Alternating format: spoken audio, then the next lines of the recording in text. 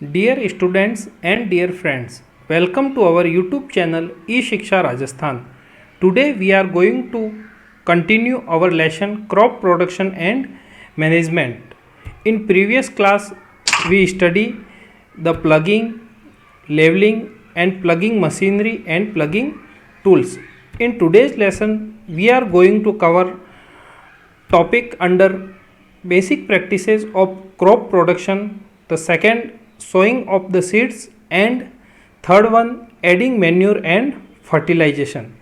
बच्चों आज की क्लास में हम basic practices of crop production का अगला topic sowing of seeds and adding manure and fertilizer पढ़ने वाले हैं। पिछली क्लास में हमने ploughing, levelling and ploughing tools and ploughing machineries ये सारे टॉपिक्स पढ़े थे। चलो बच्चों अभी आज स्टार्ट करते हैं sowing of the seeds. Seeds को खेत में कैसे बोया जाता है वो हम आज की क्लास में पढ़ेंगे। Sowing is the most important step of crop production. क्या मतलब हुआ इसका कि क्रॉप प्रोडक्शन में सोविंग जो है वो सबसे महत्वपूर्ण स्टेप है। The process of putting seeds into the soil is called sowing. बच्चों बीज को जमीन में रखने का जो प्रोसेस है उसको क्या कहते हैं? सोविंग, मतलब बीज को बोना। Before sowing good quality seeds are selected. बच्चों सोइंग से पहले ये ज़रूरी है कि अच्छी क्वालिटी के बीजों का हम सिलेक्शन करें और उन्हीं को बोया जाए, जिससे कि हमारी जो फाइनल यील्ड है, जो क्वांटिटी है फसल की, वो हमको ज़्यादा प्राप्त हो। Farmer prefer to use seeds which give a high yield. किसान किसको प्रीफर करते हैं? ऐसे बीजों को प्रीफर करते हैं जो कि हमको ज़्यादा यील्ड दे, ज़्यादा product they. Selection of the seeds, selection of the seeds का एक प्रोसीजर है, एक छोटा सा एक्सपेरिमेंट है, एक छोटा सा तरीका है जो हम खुद ही अपने घर पे करके देख सकते हैं। उसके लिए हमें क्या करना है, एक बीकर लेना होता है और जिसको आधा पानी से भरना होता है। Take a beaker and fill half of it with water. उसके बाद क्या करना होता है, मुट्ठी भर हमें दाने लेने होते हैं जो फसल हमको बोनी है। जैसे यहाँ पे हम एग्जाम्पल ले रहे हैं वीट का, गेहूं का। Put A handful of wheat seed and stir well. और उस बीकर में हमको मुट्ठी भर गेहूं के दानों को डालना है और उसको अच्छे से हिलाना है, स्टीर करना है। वेट फॉर सम टाइम, उसके बाद कुछ टाइम के लिए हमको वेट करना है, इंतज़ार करना है। Then we see that there are some seeds which float on water। और उसके बाद हम क्या देखेंगे कि कुछ बीज जो है वो पानी में ऊपर तैरते हुए हमको दिखेंगे। And which are heavier are sink। और जो भारी होंगे वो क्या होंगे, उसके नीचे पेंदे में डूब जाएंगे और पेंदे में बैठ जाएंगे। जो ऊपर तैर रहे हैं वो सीड्स कौन से होंगे? Damaged seeds become hollow and are thus lighter. जो सीड्स खराब है, जो अंदर से खोखले हो चुके हैं या उसमें और कोई भी तरह की अगर बीमारी होगी तो वो सीड्स क्या होंगे, पानी के ऊपर तैरेंगे। Therefore they float on the water. This is a good method for separating good healthy seeds from the damaged ones. ये एक अच्छा तरीका है हेल्दी सीड्स को डैमेज सीड्स से अलग करने का। पर यह तरीका स्मॉल स्केल पे तो हम कर सकते हैं, पर लार्ज स्केल पे हम सारे के सारे जो सीड्स हैं उनको ऐसे सेपरेट नहीं कर सकते, क्योंकि उस केस में 100 किलोज 200 किलोज इतनी क्वांटिटी में सीड्स जो है हमको बड़े फार्म में उगाने होते हैं, उनकी सोइंग करनी होती है। तो उस केस में हम क्या करते हैं, जो हमारे सीड्स है उसमें से कुछ सैंपल लेते हैं और 2 3 4 अलग अलग बीकर लेके उसमें पानी भर के उन सीड्स को डुबो के हिला के फिर हम देखते हैं उसमें कितने सीड्स ऊपर आते हैं और कितने डूब जाते हैं। अगर ऊपर आने वाले सीड्स की क्वांटिटी ज़्यादा है तो समझ लो कि हमारे सीड्स का वो जो सैंपल है वो अच्छा नहीं है, और अगर डूबने वालों की क्वांटिटी ज़्यादा है तो समझ लो वो सीड्स हम फसल को बोने के लिए, सोइंग के लिए काम में ले सकते हैं। चलो आगे बढ़ते हैं। द नेसेसरी प्रिकॉशंस, जरूरी सावधानियां क्या क्या है जब हम सोइंग करते हैं, जब हम फसल को बोते हैं, जब बीज को हम जमीन में डालते हैं। इन सब चीज़ों का ध्यान रखना भी बहुत ज़रूरी है। चलिए देखते हैं। Seeds use for sowing should be of good quality, health and free from disease. जैसा कि हमने अभी जस्ट ऊपर भी पढ़ा है कि सीड्स कैसे होने चाहिए, गुड क्वालिटी के होने चाहिए, हेल्दी होने चाहिए, फ्री फ्रॉम डिजीज होने चाहिए। उसके अलावा जब सोइंग हम करने वाले हैं, बीजों को जब बोने वाले हैं, उससे पहले हमारे खेत में हमको पानी देना है, इरिगेशन करना है, पूरे खेत में पानी पहुंचाना है। उसके बाद अगला स्टेप है seeds should be sown at the right depth in the soil.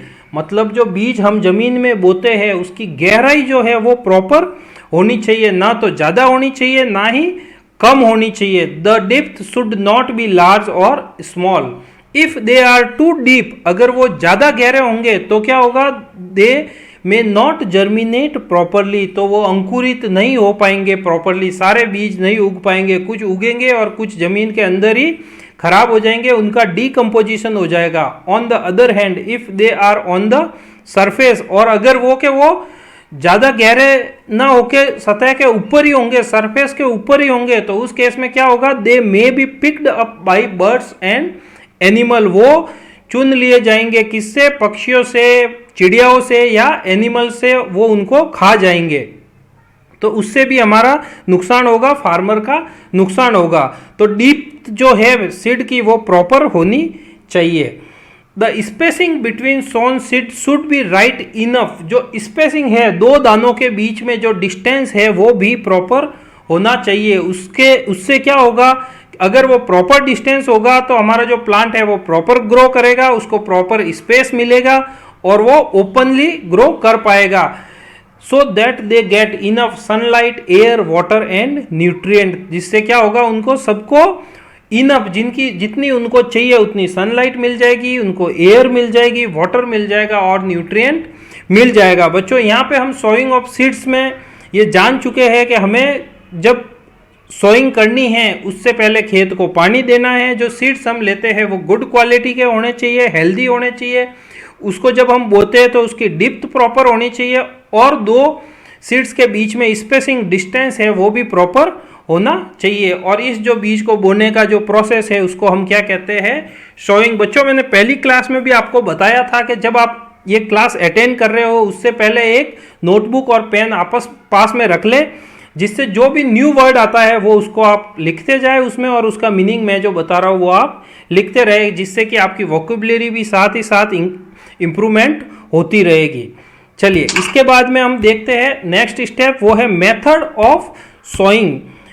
बीज को बोने के क्या क्या मेथड होते हैं। फर्स्ट मेथड है मैनुअल सोइंग। ये कौन सा तरीका है, सबसे पुराना हमारा ट्रेडिशनल तरीका है, जिसमें हम क्या करते हैं, बीज को खेत में पूरे तरह से स्कैटर्ड कर देते हैं, बिखेर देते हैं पानी, खेत में पानी देने के बाद। It is the traditional method of sowing where the seeds are sown manually by scattering in the moist soil.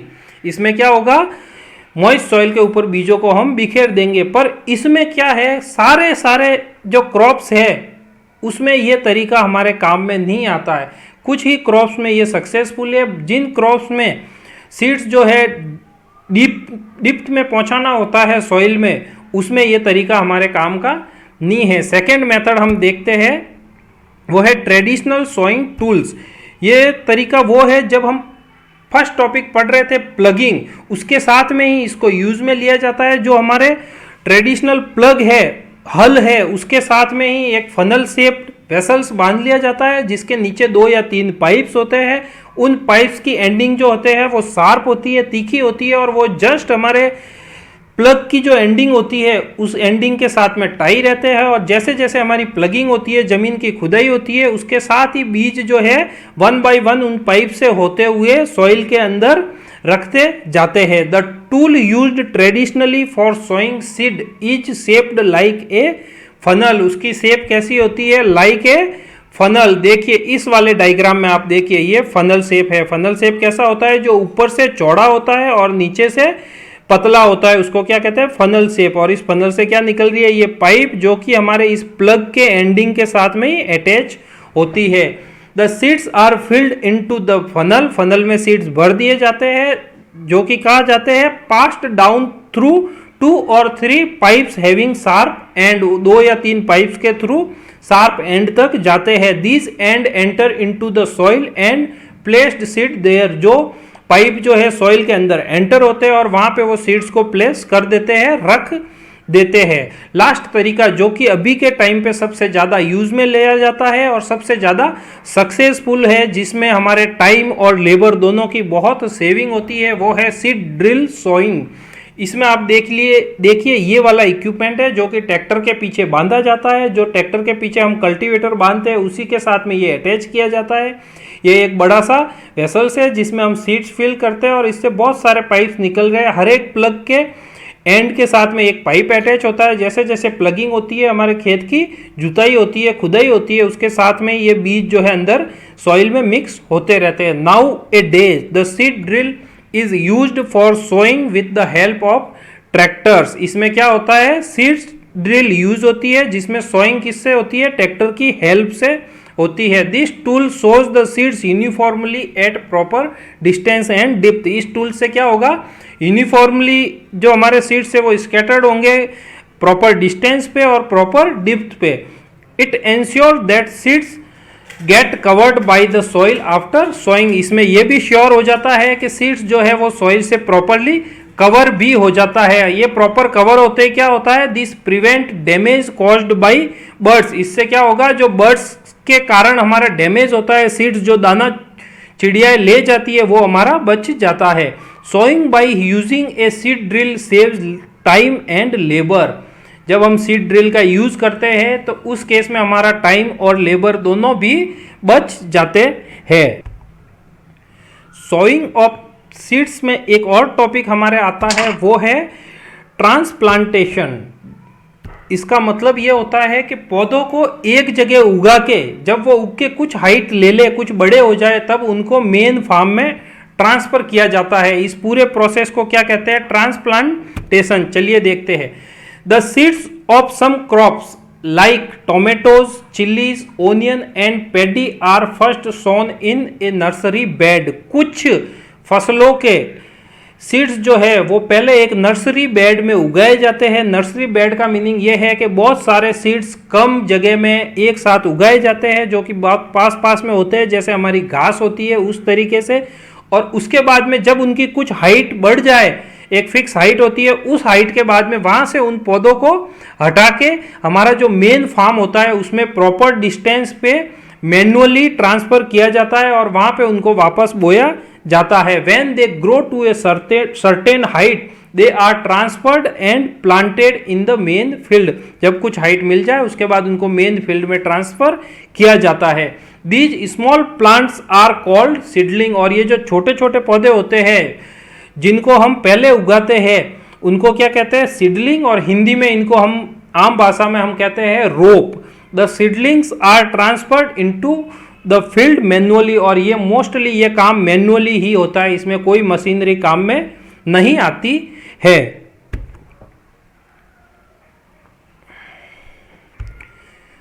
तो बच्चों यहाँ पे हमारा topic sowing of seeds complete होता है।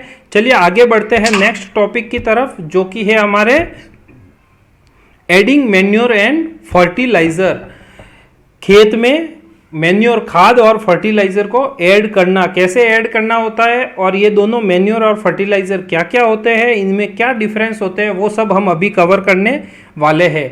All the plants get their nutrient from the soil. सारे plant उनके जो न्यूट्रिएंट उनको जो रिक्वायर्ड होता है, वाटर जो रिक्वायर्ड होता है, वो कहाँ से प्राप्त करते हैं, सॉइल से, जमीन से। Repeated cultivation of crop make the soil deficient in minerals.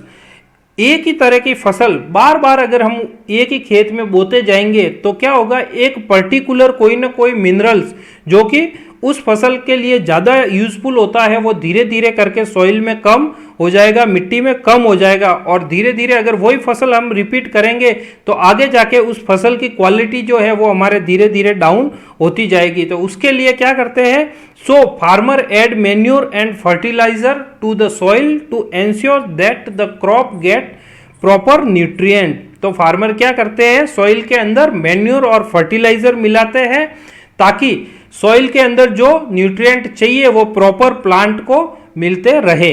The substances which are added to the soil in the form of nutrients for the healthy growth of plants are called manure और fertilizer. वो nutrient के लिए जो भी चीज़ हम manure या fertiliser plant के लिए जो ज़रूरी होते हैं वो अगर हम खेत में देते हैं तो उससे हमारे प्लांट की ग्रोथ प्रॉपर होगी, और ऐसे सब्सटेंस जो कि हेल्दी ग्रोथ के लिए ज़रूरी होती है उनको क्या कहते हैं, मैन्योर या फर्टिलाइज़र।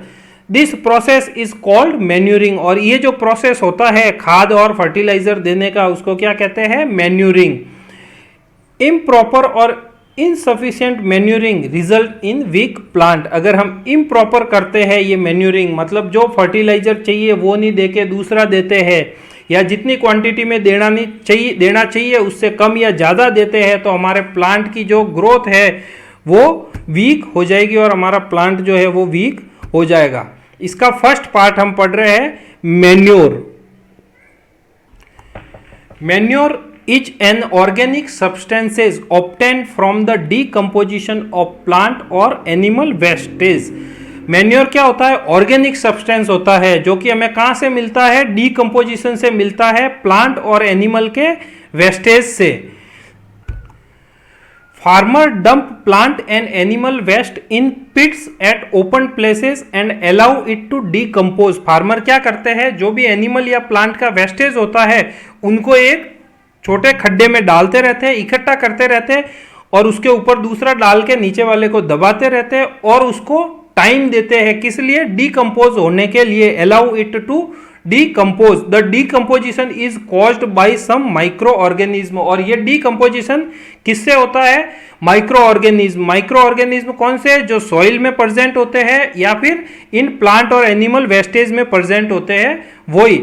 और ये डीकम्पोजिशन हम किससे करते थे, पहले की क्लासों में जो हमने पढ़ा हुआ है, वर्मी कंपोस्टिंग जिसको हम कहते थे, उसमें क्या होता था, हमारे केंचुए जो होते थे उसकी हेल्प लेके हम इसको डीकम्पोजिशन को कंप्लीट करते थे। The decomposed matter is used as organic manure. और ये जो डीकम्पोज्ड मैटर होता था ये क्या होता है, ऑर्गेनिक मैन्योर होता है, इसको हम मैन्योर कहते हैं। You have already learn about vermi composting in class 6।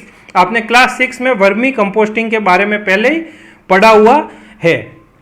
Manure जो होते हैं हमारे 3 कैटेगरीज में इनको डिवाइड किया हुआ है, 3 इसके टाइप्स है। फर्स्ट है farm yard manure. It consist of cattle dung, ये हमारे जानवरों के जो गोबर होता है, यूरिन होता है, एंड रिमिनेंट ऑफ स्ट्रो, जो उनको भूसा खिलाते हैं उसका पीछे का जो पोर्शन बचा हुआ होता है, इन सब चीज़ों का बना हुआ होता है। It consist of cattle dung, urine, remnant of straw and farm yard wastage. ये सारे मिक्स करके हम एक पिट में डालते रहते हैं, उसको डीकम्पोजिशन होने के लिए छोड़ देते हैं। It is brown in colour, hence it is also called brown manure. इसका कलर ब्राउन होता है इसलिए हम इसको और ब्राउन मैन्योर भी कहते हैं। इसके अलावा सेकेंड टाइप्स जो है वो है ग्रीन मैन्योर। उसमें हम ग्रीन प्लांट जो प्लगिंग के टाइम पे खेत में होते हैं और वो मिट्टी के साथ अपना आप डीकम्पोज हो जाते हैं, उसको कहते हैं green manure. It consist of green plants which are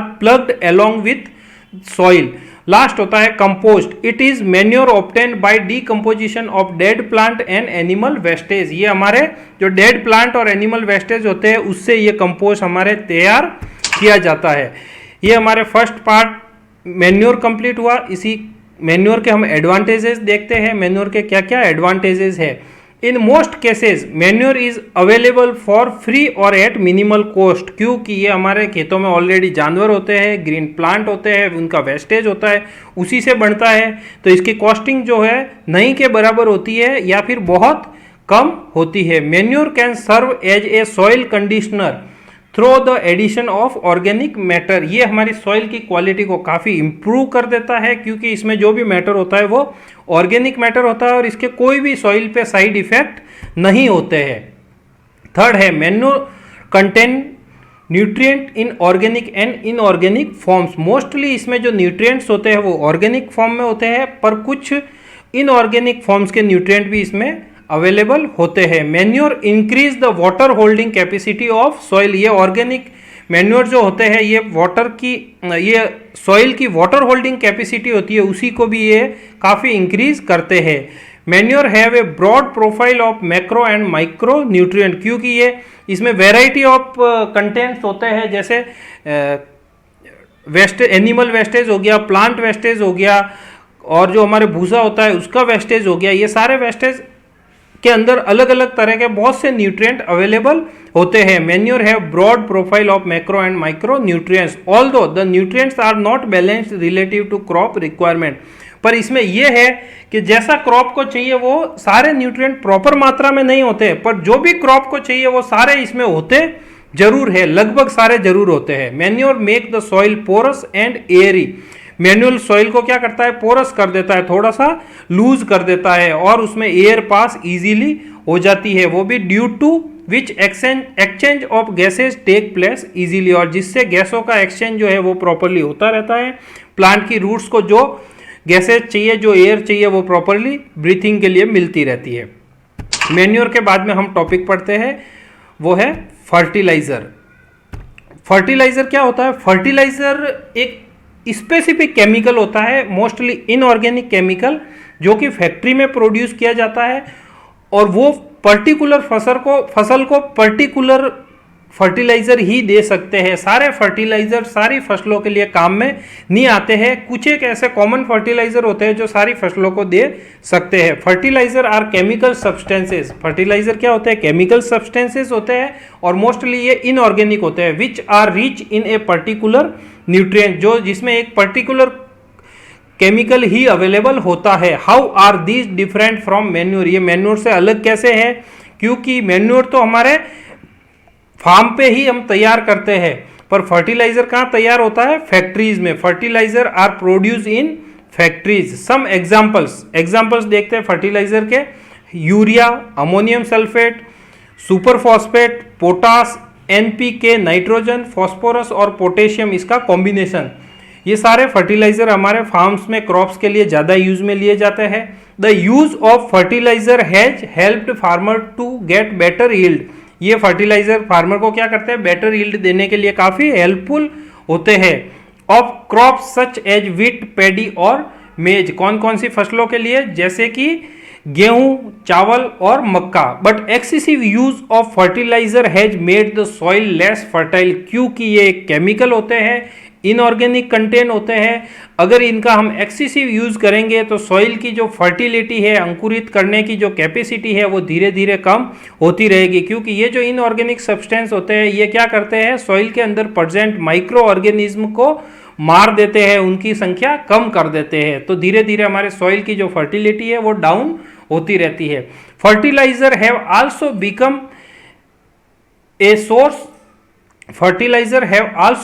source of water pollution. क्योंकि ये वाटर पॉल्यूशन भी करेंगे, क्योंकि ये केमिकल कंटेंट है, बारिश के साथ में ये धीरे धीरे सॉइल के अंदर एब्जॉर्ब होते रहेंगे, और हमारा जो ग्राउंड वाटर है उसके साथ में मिक्स होते रहेंगे, जो उसको पॉल्यूट करेंगे। क्योंकि ये जो फर्टिलाइजर है, ये फसल को तो हम दे सकते हैं, हम पीने के पानी में नहीं पी सकते। Therefore in order to maintain the fertility of soil we have to substitute fertilizer by organic manure. और हमें इस ड्रॉबैक से बचने के लिए हमें धीरे धीरे क्या करना चाहिए?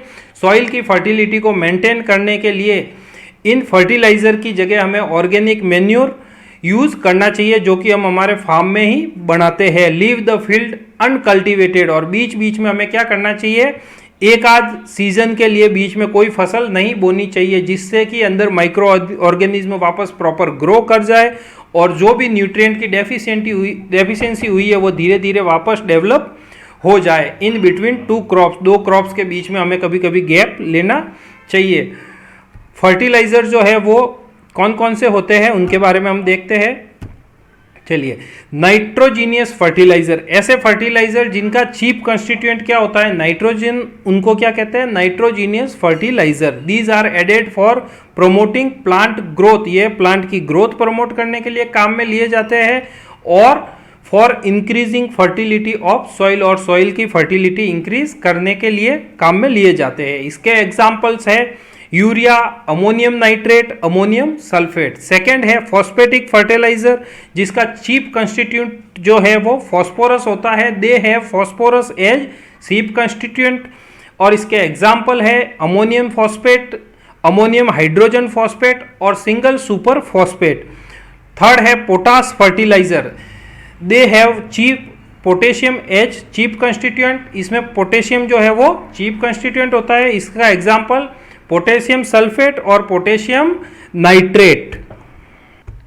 बच्चों, मैन्योर और फर्टिलाइजर को कंप्लीट करने के बाद अब हम देखते हैं मैन्योर और फर्टिलाइजर में मेन डिफरेंस क्या क्या होते हैं। ये एक इंपॉर्टेंट क्वेश्चन है जो बार बार एग्जाम में रिपीट होता है। ये टेबल आप अच्छे से याद कर लीजिए, जिसके आपको याद करना भी आसान हो जाएगा और कोई पॉइंट भी आपके मिस नहीं होगा। Manure is a natural organic substances obtained by the decomposition of animal residues like cattle dung, human waste और प्लांट रेजिड्यूज। मैन्योर क्या होते हैं? नेचुरल होते हैं, ऑर्गेनिक सब्सटेंस होते हैं और कहाँ से प्राप्त होते हैं? डीकम्पोजिशन से, जिसमें किस किस का डीकम्पोजिशन काम में लेते हैं? कैटल डंग हो गया, ह्यूमन वेस्ट हो गया या प्लांट रेजिड्यू। पर फर्टिलाइजर क्या होता है? एक इनऑर्गेनिक सब्सटेंस होता है। Manure can be prepare in field, manure हम खेत में ही तैयार कर सकते हैं, जबकि fertilizer are prepared in factories, fertilizer factories में तैयार किया जाता है। Manure provide a lot of humus to soil, manure क्या करता है? सॉइल को काफी ह्यूमिडिटी प्रोवाइड करता है, काफी आर्द्रता प्रोवाइड करता है, पर फर्टिलाइजर ऐसा नहीं कर पाता है। Fertilizer do not provide any humus to the soil. Manure can vary considerably in nutrient content, manure क्या होता है? उसमें न्यूट्रिएंट कंटेंट बहुत ज्यादा होता है, बहुत वेराइटी ऑफ न्यूट्रिएंट उसमें अवेलेबल होते हैं, पर फर्टिलाइजर में ऐसा नहीं है। फर्टिलाइजर में पर्टिकुलर न्यूट्रिएंट होता है और वो भी स्टैंडर्डाइज और कंसिस्टेंट होता है। The manure contains organic inorganic nutrient form varying degree of availability to plant, ये इसमें बहुत से तरह के ऑर्गेनिक इनऑर्गेनिक न्यूट्रिएंट अवेलेबल होते हैं अलग अलग फॉर्म्स में, जो प्लांट के लिए वेराइटी अवेलेबल करवाते हैं। पर फर्टिलाइजर में ऐसा नहीं है, इसमें सिंपल एक ही इनऑर्गेनिक फॉर्म का न्यूट्रिएंट अवेलेबल होता है। Fertiliser contains simple inorganic form of nutrients that are readily available to plant, और पर्टिकुलर न्यूट्रिएंट ही प्लांट को अवेलेबल हो पाता है। मैन्योर एक्ट वेरी स्लोली, हाँ मैन्योर धीरे धीरे एक्ट करता है और फर्टिलाइजर फास्ट एक्ट करता है। Manure are environment friendly, manure जो है वो एनवायरमेंट फ्रेंडली है, सॉइल को या किसी वाटर को किसी भी तरह का कोई भी पॉल्यूशन नहीं करते। पर फर्टिलाइजर हार्मफुल होता है, वो सॉइल को भी नुकसान पहुंचाता है, माइक्रो ऑर्गेनिज्म को भी नुकसान पहुंचाता है और वाटर पॉल्यूशन भी करता है। तो बच्चों, इसके साथ ही हमारी ये क्लास, ये लेसन कंप्लीट होता है, जिसमें हमने क्या क्या पढ़ा? Sowing of the seeds, 6 seeds का सिलेक्शन, सीड्स के सिलेक्शन के बाद में बोने में उसकी क्या क्या सावधानियां रखनी है, प्रिकॉशंस, और उसके बाद में उसके शोइंग के मेथड और ट्रांसप्लांटेशन। उसके बाद हमने पढ़ा मैन्योर और फर्टिलाइजर और मैन्योर एंड फर्टिलाइजर में डिफरेंस। नेक्स्ट क्लास इसी टॉपिक की हम कवर करेंगे, जिसमें हम क्या पढ़ेंगे बच्चों? इरिगेशन। इरिगेशन किसको कहते हैं? सिंचाई को। और उसके साथ में क्या पढ़ेंगे? Crop protection. इरिगेशन में हम पढ़ेंगे इरिगेशन का इंट्रोडक्शन, इसके बेनिफिट्स और मेथड। क्रॉप प्रोटेक्शन में हम पढ़ेंगे eradication of weeds, protecting from diseases and paste, natural calamities और animals. Dear students, thanks for watching our video and our channel. Please like and subscribe our YouTube channel and please like our Facebook page. Thank you.